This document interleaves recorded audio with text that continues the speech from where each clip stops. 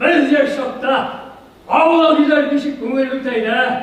Olsa boyundağı keşke oyunlarda aytanısı. Nindigine oyunlar oynamaydık. Eyle bugün de oynayalım. Avla bey!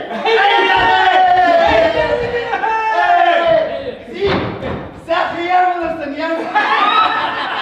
Avla bilen, ilanı İmma bilen birge, yigitler gitti oturasın.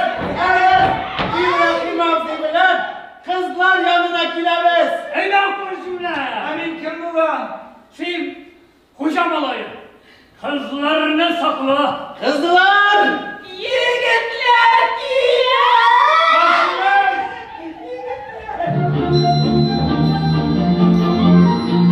Ektirikmen, gittirikmen, resmen avul giyine. Suda yazıp, İngiliz gidip, gidip giyine. Ardı yaptan gildin be, yirmi yaptan gildin be. Biz sağlıklarına girdin be, uzun sağlık gildin be. Oy kuramdan gilmedik, bir kuramdan gildik biz. Siz sağlıktan da bilmedik, bizi bir sağlık girdik biz.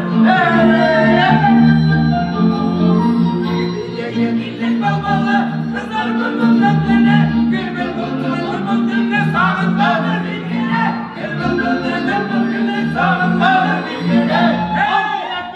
Bilgirek, Bir gerek mi? zingirek, Sizden kebek kızlar girek. kızın yigitler zirek. Kızlar! Kırtık izinde! Hoş Ne geldiniz. ne ettik